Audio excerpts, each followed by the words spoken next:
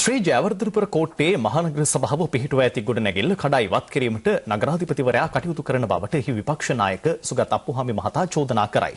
අද උදේ මාධ්‍ය හමුවක් ඇඳවා ඔහු ඒ ගැන දැනුම් දුන්නේය. කෝට්ටේ මහනගර සභා ගොඩනැගිල්ල ඉදිකර ඇත්තේ 1930 වසරේදීය. මීට වසර කිහිපයකට පෙර නගරාධිපති ජනක රණවක මහතා විසින් රුපියල් කෝටි 3ක් වැය කර එය අලුත් වැඩියා කළ බව සුගත් අප්පුහාමි මහතා පවසයි. ඔහු චෝදනා කරන්නේ එම ගොඩනැගිල්ල ඉවත් කර වැලිකඩ පොලිසිය අසල පිහිටි කුඩා ඉඩ ප්‍රමාණයක නව නගර සභා ගොඩනැගිල්ල ඉදිකිරීමට සැලසුම් කර ඇති බවයි. නව ගොඩනැගිල්ල ඉදිකිරීම සඳහා මේ වන විටත් උපදේශක ගාස්තු ලෙස රුපියල් මිලියන 12කට වැඩි මුදලක් වැය කර ඇති බවටද චෝදනා එල්ල වේ. හැම മന്ത്രിවරයෙකුටම අල්ලස් දෙනවා. ඔහුගේ අල්ලස් තමයි විදේශ සංචාර. විදේශ සංචාර විතරක් ලක්ෂ 375කට වැඩි අධික මුදලක් වියදම් කරලා තිනවා. මේ නගරාධිපතියා කියන්නේ වංචා දූෂණේ මං හිතන ඉතිහාසයේ බිහිවිච්ච පළවෙනි නගරාධිපතිවරයා. ඔහුට ඕන කරන්නේ මේ ඉඩම විකුණන්න. ඒක අපිට එක එල්ලෙම දන්නවා.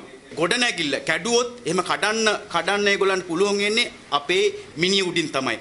සිද්ධිය සම්බන්ධයෙන් කෝට්ටේ නගරාධිපති ජනක රණවක මහතාගෙන් අප කළ විමසීමකදී ඔහු කියා සිටියේ විපක්ෂ නායකවරයා එල්ල කරන චෝදනා අසත්‍ය බවයි.